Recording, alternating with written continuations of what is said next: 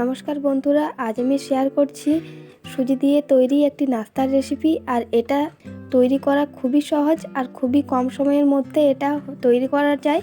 তো আপনারা দেখতে থাকুন ভিডিওটা, আমি এটা কিভাবে তৈরি করি। আশা করছি আপনাদের ভালো লাগবে।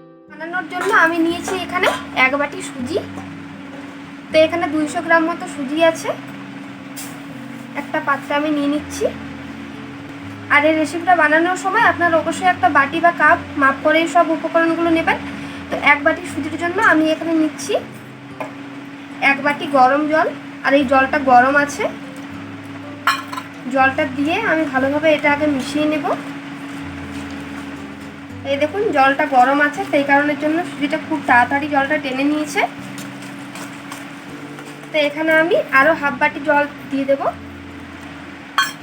এই জলটা দিয়ে ভালোভাবে মিশিয়ে নেব এটা।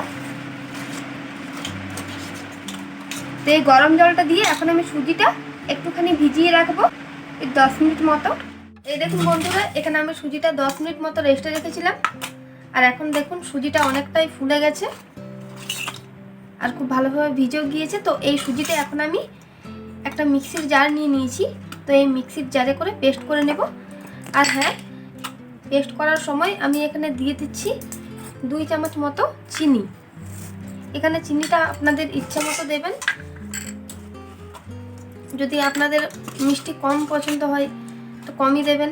চিনিটা দেওয়ার পর এখন আমি এটা মিক্সিতে করে পেস্ট করে নেব। এই দেখুন এখন আমি এটা পেস্ট করে নিয়েছি। আর এই পেস্ট কিন্তু খুব মিহিভাবে করে নিতে হবে। তো এখানে আমার পেস্ট করা হয়ে গিয়েছে। আর এখানে আমি দিচ্ছি, যেই বাটিতে আমি সুজি নিয়েছিলাম সেই বাটি দিয়ে আমি হাফ বাটি দিচ্ছি আটা। এখানে এই আটাটা দিলে এটা খুব নরম হবে, সেই জন্য এখানে আটা দিলাম। আপনারা চাইলে এখানে ময়দাও দিতে পারেন। আটাটা দিয়ে আমি এটার সঙ্গে ভালোভাবে মিশিয়ে নেব। তো আটাটা এখানে আমি ভালোভাবে মিশিয়ে নিয়েছি। এখন আমি দিয়ে দিচ্ছি এখানে গোটা জিরে হাফ চামচ মতো। আর দিচ্ছি গ্রেট করে রাখা একটি মিডিয়াম সাইজের আলু। আর এখানে দিচ্ছি পরিমাণ মতো লবণ। এইগুলো দিয়ে আমি এখন ভালোভাবে মিশিয়ে নিব এটা। এখন আমি এর উপরে দিয়ে দিচ্ছি সাদা তেল 2 চামচ।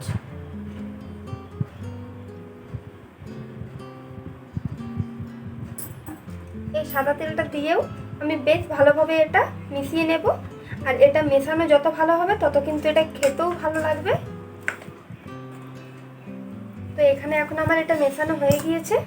এই দেখুন ব্যাটারটা ঠিক এইরকম হবে। এখানে যেহেতু আটা আছে সেই জন্য এটা আমি আবারও 5 মিনিট রেস্টে রাখবো। তাহলে আটাটা খুব ভালোভাবে সেট হয়ে যাবে। আর এটা যতক্ষণে রেস্টে আছে ততক্ষণে আমি যে বাটিগুলোতে করে এটা ভাপিয়ে নেব সেই বাটিগুলো আমি এখন তৈরি করে নেব।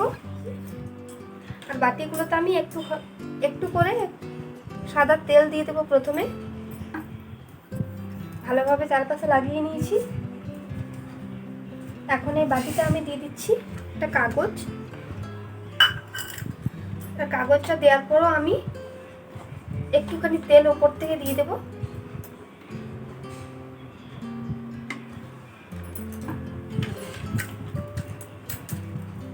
এই দেখুন এখানে আমার ব্যাটারটা তৈরি হয়ে গিয়েছে।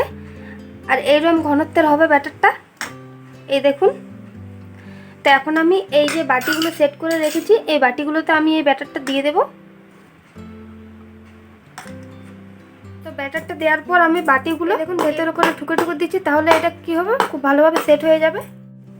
তো এগুলো তৈরি করার জন্য একটা কড়াইয়ে বেশ খানিকটা আমি জল খুব ভালোভাবে গরম করে নিয়েছি। এখানে একটা এরকম স্ট্যান্ড বসিয়ে দিচ্ছি। স্ট্যান্ডের উপরে এখন দিয়ে দেবো এই বাটিগুলো। এইগুলোর উপরে একটু করে লঙ্কার গুঁড়ো আমি ছড়িয়ে দিচ্ছি, এতে করে দেখতেও খুব সুন্দর লাগবে। আর এই দেখুন বন্ধুরা, এখানে আমার নাস্তাগুলো রেডি হয়ে গিয়েছে। আর দেখুন একটা ছুরি দিয়ে আমি দেখে নিচ্ছি যে কাঁচা আছে নাকি। এখানে কিন্তু নাস্তাগুলো কাঁচা নেই। তো আমার নাস্তাগুলো রেডি হয়ে গিয়েছে। আর দেখুন সাইড থেকে কিন্তু ছেড়েও আসছে। তো আমি এখন এগুলো নামিয়ে নেব। বন্ধুরা এখানে আমার জলখাবারগুলো তৈরি হয়ে গিয়েছে। আর দেখুন কতটা সুন্দর হয়েছে। দেখছেন এরকমভাবে ফুলেও গিয়েছে। আর এখানে এই জলখাবারগুলো আপনারা যদি আর একটু বেশি ফোলাতে চান তাহলে বেকিং পাউডারটা যেখানে আমি হাফ চামচ দিয়েছি সেখানে আপনারা 1 চামচ দেবেন, তাহলেই ঠিকঠাকভাবে ফুলে যাবে। দেখুন কতটা নরম হয়েছে, এই দেখুন, দেখুন নরম তুলতুলে হয়েছে। দেখুন এটা আমি ভেঙেও দেখিয়ে দিচ্ছি কেমন হয়েছে, এই দেখুন। তো এটা আপনারা খুব সহজেই বাড়িতে তৈরি করে নিতে পারবেন আর খেতেও হয় দারুণ। আর এই রেসিপিটা আপনাদের কেমন লাগলো এটা আমায় কমেন্ট করে জানাবেন। এই রেসিপিটা ভালো লাগলে আমার চ্যানেলটা সাবস্ক্রাইব করে আমার পাশে থাকবেন।